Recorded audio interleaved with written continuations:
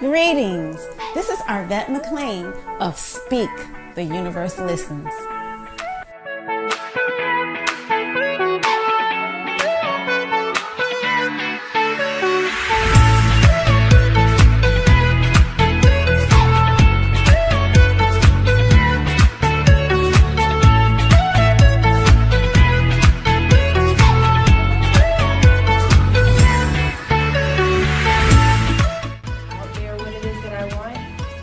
We cherish that. We love that particular piece of it because Teach people like, hey, it's okay. Change.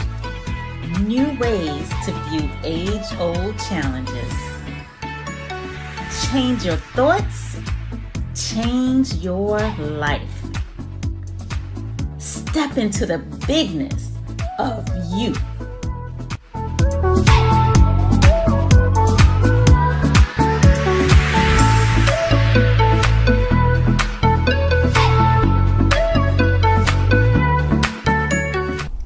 Greetings and welcome to today's episode of Speak, the Universe Listens.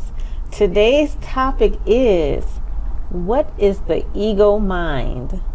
And I have Stephen joining me, Hey. Rodney, Hey. and Teron. Hey. So the ego mind. So a lot of times when we talk about the ego, we can look at it from different points of views. So we're not looking at it the most general way. Like a lot of times people think of ego like, oh, he got a big ego, or, you know, something like that. Right. But we're kind of looking at it like the ego is the conscious mind.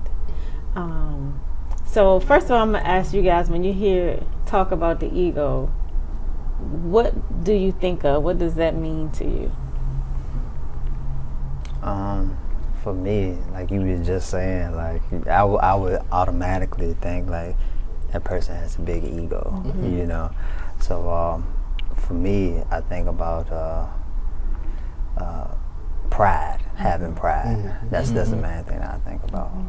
So when you say pride, do you mean if you have ego, then you have pride and you see that as a good thing, or are you saying pride like?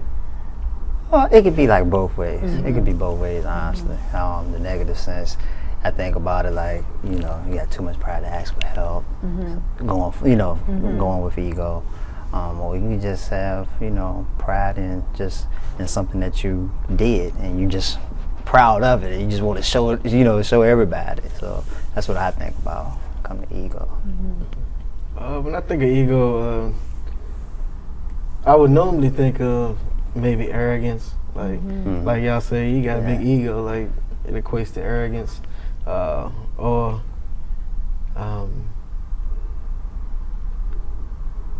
just like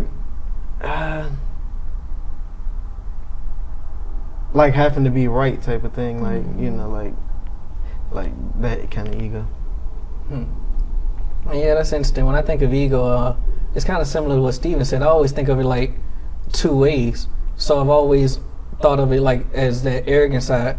But then I've also expressed in my mind in times I feel like my ego kind of pushed me to the next step, in a sense that I was always thinking of ego as like a drive to like just be the best I am. So it's like I'm going to be great because I am great, so I'm going to keep speaking it. And I don't know. Yeah, so actually, now that I think about it, when I say the ego is the conscious mind, I do mean exactly what all of y'all just said. Right. So, and different people may have different specific definitions, but I guess like a general definition is, again, like the ego is the conscious mind. So the ego, what I want to separate is the ego from the spirit, right?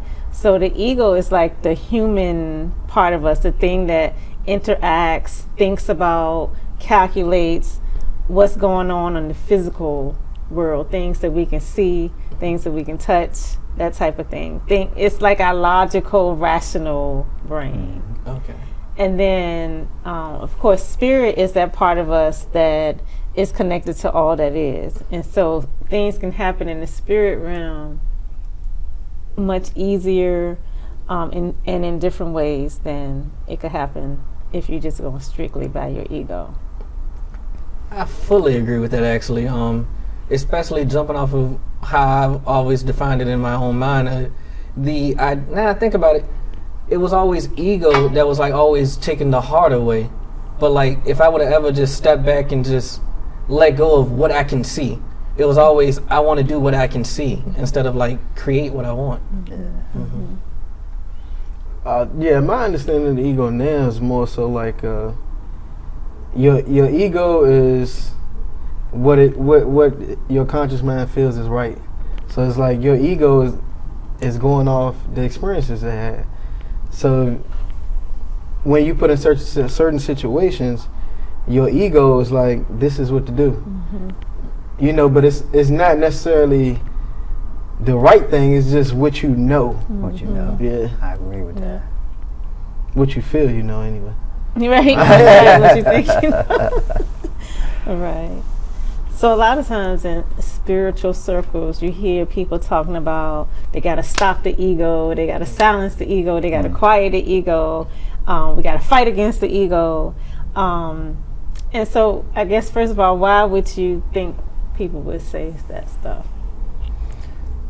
Well, I would say they would say that because they're trying to separate the ego from spirit. Basically, they're looking at it as in a negative sense, you know, and it necessarily doesn't have to be negative, you know, but when you think about ego, I don't think nobody really thinks nothing positive when you hear ego, you know. And I think it's that negative connotation of the ego. And I feel it's like in a spirit circle, they would be trying to separate their authentic self from their ego thinking.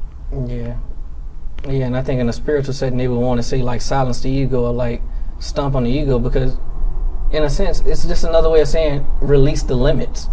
If the ego is everything that I feel like I know is right, releasing that, like stomping that, is releasing the mental shackle that I have on whatever the situation is. Yeah. Like the ego mind is that one that you hear in your ear all the time. It's usually the one that says stop, don't do that. You know, it's the one that causes fear, the one that's looking at limits in the world, the one that thinks it's separate from source.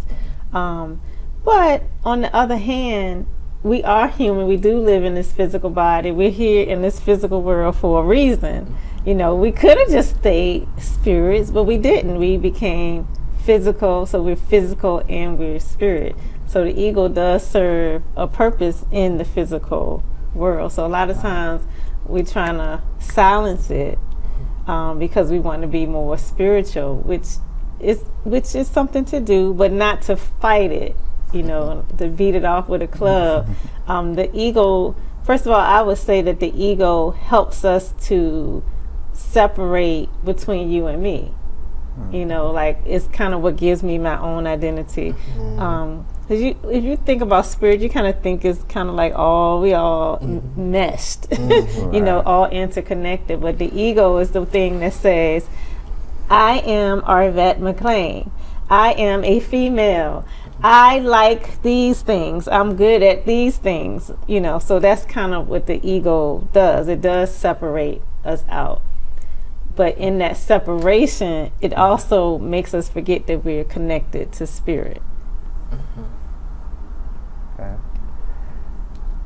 So I'm thinking, like, I'm trying to think of times, like for myself, I think my ego got in the way with my, with spirit-wise, like my spirit self, spiritually anyways. And now that I think about it, I had numerous times as to where I hear myself telling me like, hey, you know what, you should go do that. You know, I think that's something that you should do. That's the inner voice telling me to do it, but then my ego is like, it's something different, you know, it's something totally different. So I ran into a couple of incidents. I'm trying to think of them off the top of my head though, but yeah, I'm working on my ego though. I'm working on my ego. Yeah, the ego is what tells us that all this stuff we talk about don't make no sense. Right. That's true. I think the ego can hinder you from things too. Like you can be mad at a close friend or family member, and y'all may have a falling out or something. Your ego saying, "Nah, they can't do me like that, and I ain't gonna, I ain't reaching out." Or, but you miss them though. Right. So it's like, what's stopping you from, squashing all that and reaching out with love? Right. I feel like a lot of times your ego is. I know a lot of times I gotta catch myself. Well, I started practicing catching myself when I feel my ego is talking. Like, yeah, they can't do nothing to me. They can't fool me, or so I feel like a lot of times it gets you in a space where it can be a competition space, feeling like things it's not enough for everyone. Right. Like it gets you in those like lack spaces that we was talking about earlier. Definitely. Yeah, that space of lack though is I can't stand it. I can't stand that space. But like I said, every day is just I'm more aware of it, so it always keeps me constantly working on it. Especially that ego, man. Like Rodney was saying, I like the list you were developing. You said competition, lack, superior, fear-based, limited. You can be so logical. Like, if you think about a lot of the logical things, they make perfectly sense. Good sense. Like, you can imagine when the Wright brothers were trying to develop an airplane, and people like, if God wanted us to fly, He would have gave us wings. Like probably any invention, there was somebody who had a logical reason why this would not work, or doesn't make sense, or why it shouldn't be done.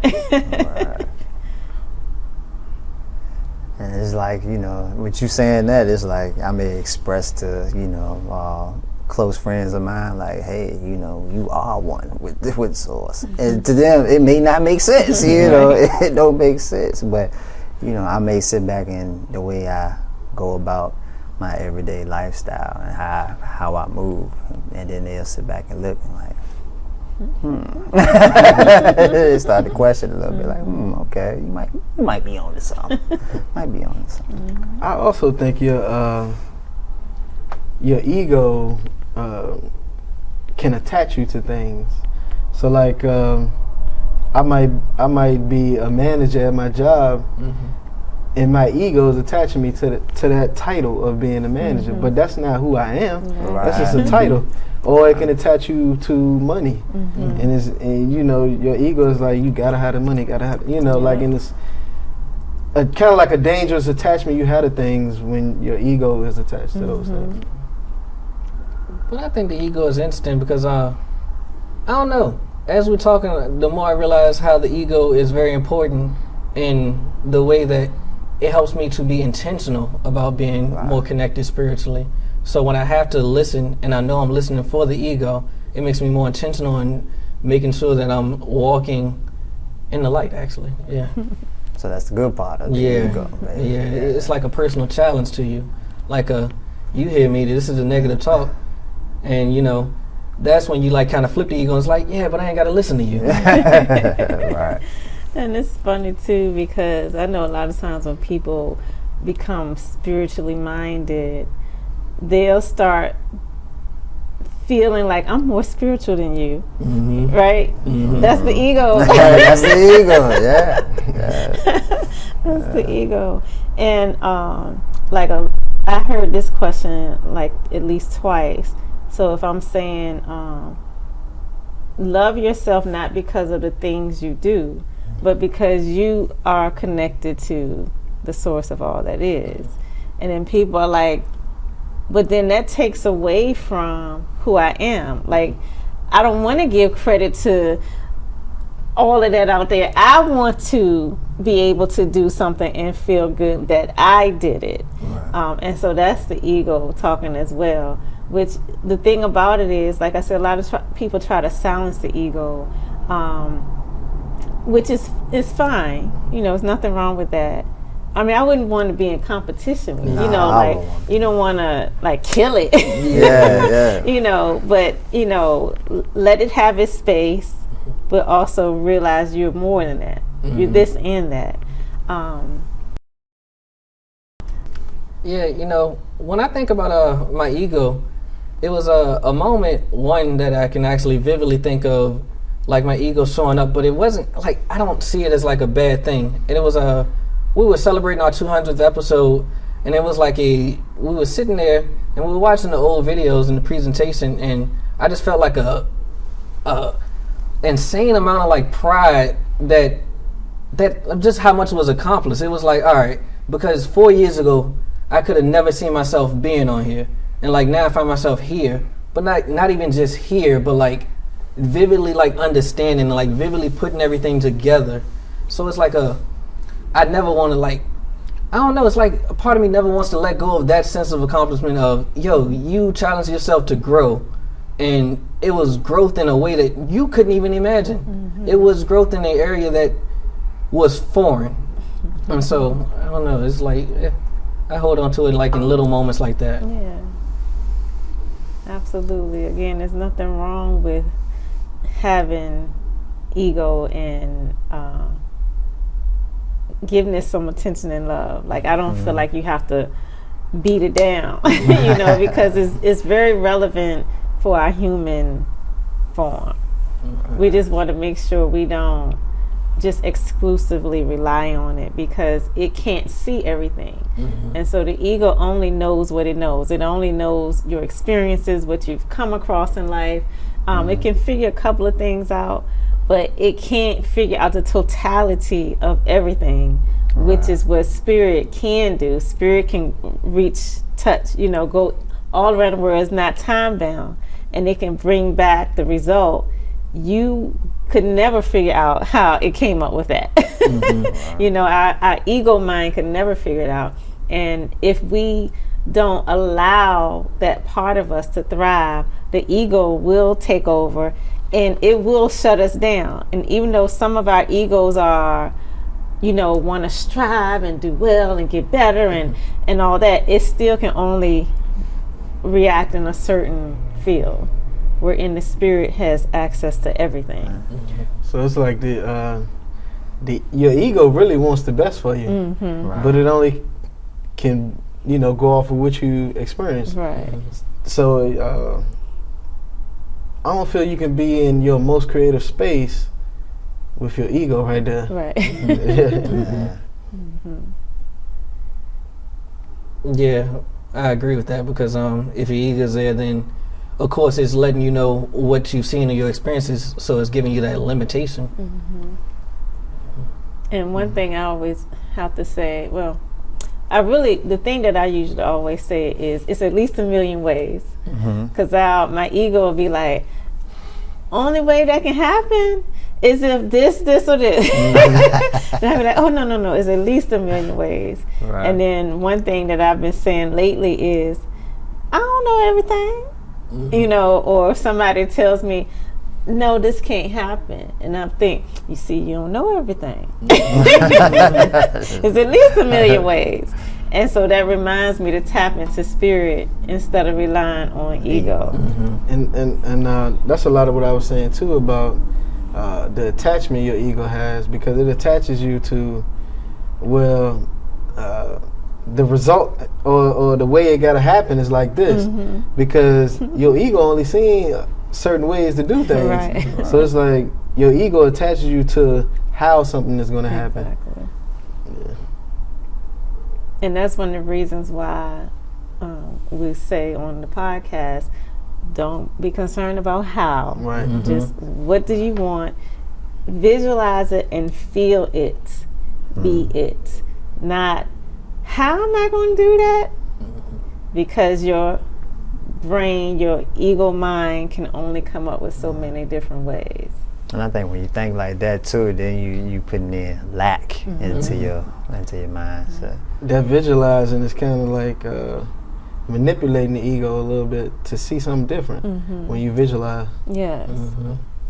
Yes, that's a really great point, because a lot of times the ego is kind of like the gatekeeper in the sense of It's like, hold it on. doesn't want you to be hurt, Right. you know. So I'm gonna protect you. And so one of the ways that you can get past the ego is through visualization, through imagination. So if you just imagine it, it's like something fun, and the ego will allow you to play, right? So you just imagining something, or you know, having fun, go that route. Then it's Right. easy to get stuff past the ego.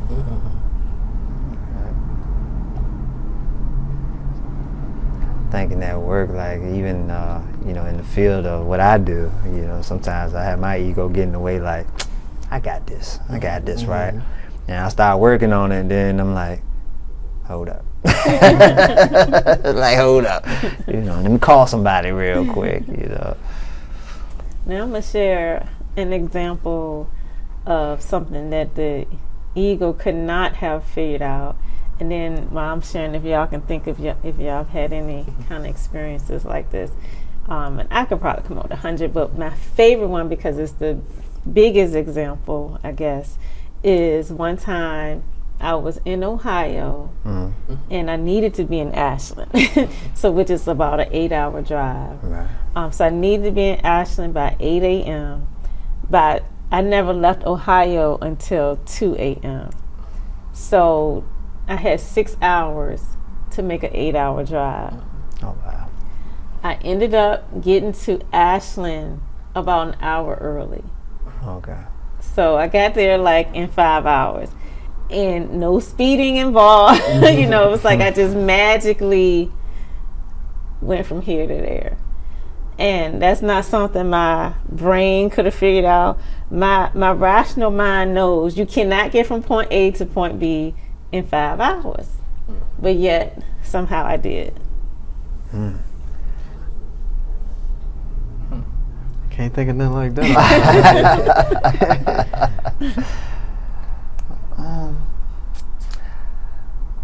Now I could think of a time as to where I was living in Maryland, and the job that I was working at, I had to travel from like state to state, you know, and I had to go from Parkville, Maryland. That's where I was living at the time, and I had to travel to Louisville, Kentucky, and I had to be there. I got the call to be there at 7 in the morning, and this was like at 7 o'clock at night, right? I get the call, so I'm like, dang. So I got to leave, you know, roundabout. I'm trying to time it out. I said, well, if I leave at 10, I said about 8-hour drive. I said, I should get there in time.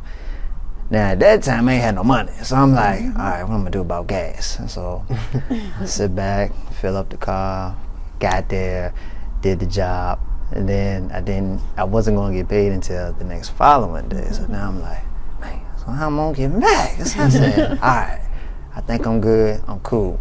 So I only had like full tank, but I had to drive all the way back to Maryland. So I'm thinking to myself, I said, I got it. Luckily enough, I got straight to the borderline, you know, but I made it back home. I ain't get all the way back home, but I made it home. I made it home to Maryland. I was like, yeah. I said, okay. But my mindset was thinking, like, I was nervous at first, but then after a while, I wasn't even thinking about it. I just was driving, and then I'm like, dang, I actually made it. I said, I actually made it.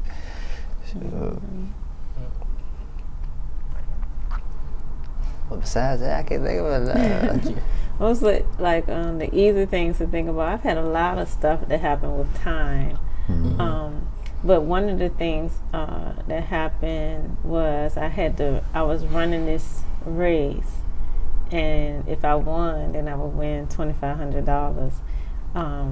Long story short, the amount of time that I was supposed to take to win the race, based on so they already know who's running, who the elites are.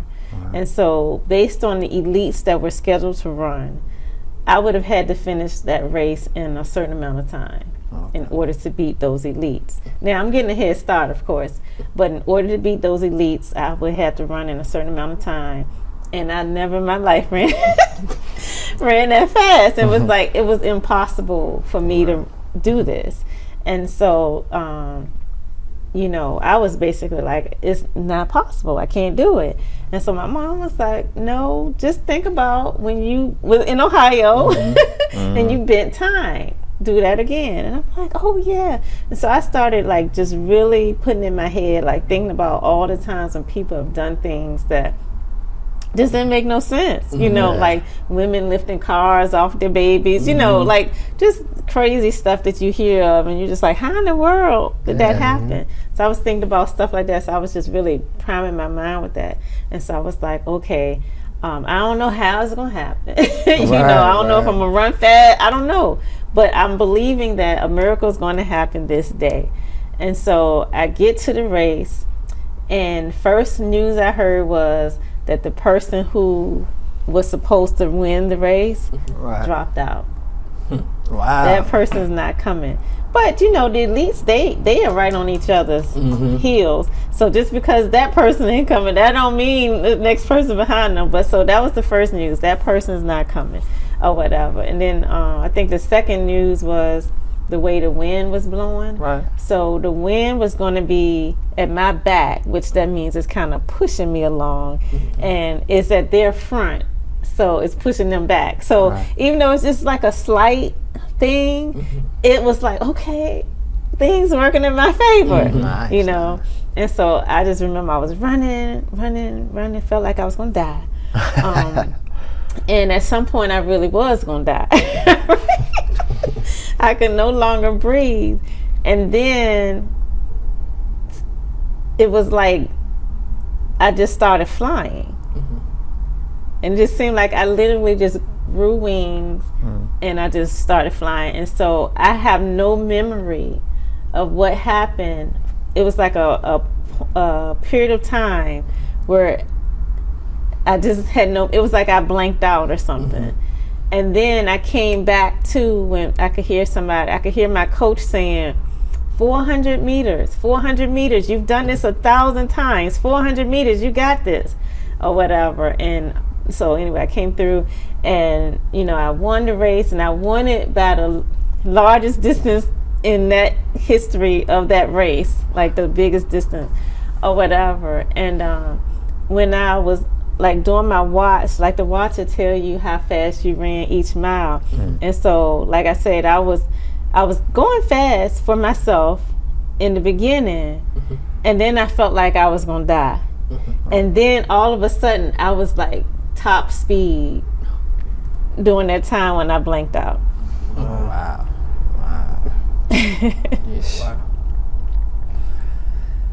Trying to think of another scenario that I had that I thought about it, didn't know how it was gonna happen, but it just it just happened. I think my last job that I had before I even got into the management field, I didn't even think I could be a manager. Like I didn't even think I could be that type of person to be in charge of maybe, I think it was like about 50 people, just in charge of people in general. And that time came, and it took like maybe like 2 years, but when it came, like I told myself before the process, I said eventually I'm gonna be a boss. I said, I'm gonna be a boss eventually. Don't know when, but I'm gonna be a boss. And it happened, and I was like, it made me think back to what I said, and I'm like, I'm doing it. Like I ain't know how I was gonna do it, but it happened for me. But it made me feel good, but it put me more in the space of what we were talking about earlier, like not saying how, just put it out there and just let it go. Just let it go. All right. So anybody want to sum up like the ego mind versus the spiritual mind? We'll just say mind. Spirit is not a mind, but the ego versus spirit, and the beauty of each, I guess. Yeah, I just want to say, you know, I think they excuse me, they're helping they feed each other, you know. So the idea of having to kill one, it just, you don't have to, you know, because at any moment your ego can help you to be more intentional about what your spirit is saying. So when you hear your ego, also just take the time to also hear the other side, I guess is the best thing I could say. I would tell the listeners, just pretty much don't think about how you're going to do something. Just do it, and then just let it go. Don't even think about the thought no more. And listen to your spirit sometimes. It's there to protect you and guide you. Yeah, and just piggyback on that, like when you're working from a place of spirit, you don't have to be protected. That's when you're most protected, I guess, so to speak. But you don't have to be protected. We're in the ego brain makes you feel like I got to protect myself. I got to armor myself. I got to, make sure I don't fall off the cliff. And I got to make sure I got enough money. And I got to make sure this person don't hurt my heart. And I got to, make sure I get this because it's not enough. And, I got to fight for airplane seats. Whatever the case may be, the ego will do those things. But with the spirit part of you, the spiritual part of you, that's the space when it's something, when you want to, like Rodney had said, when you want to create, that's the space. If you can tap into that creation, tap into being more loving, tap into, all the beauty that you want to create in your life, that's how you get it in an easy and effortless way. And there's nothing wrong with working hard for what you want, going, if that's the way you want to do it. But I did that for a lot of years of my life. Force, push, effort, tired, through the ego, and that meant I had to be smart and I had to figure things out, and when I figured stuff out, I pat myself on the good job. But working from the space of knowing that I'm connected to all that is and tapped in, stuff is just so easy, and I get to look at stuff in awe, and I'm just like, wow, that just happened. And it's easy, it's fun, my life is fun. Yeah. So any other comments? All right. Well, thank you guys for this conversation, and thank you guys for listening in on it. Hopefully there's some difference that you can determine between the two, the ego and the spirit, some type of slant that you may see differently now than before. And hopefully you won't beat that ego to death, but also remember that you are much more than that. Until next time, this is Arvette. This is Steven. Run. To run. Bye, y'all.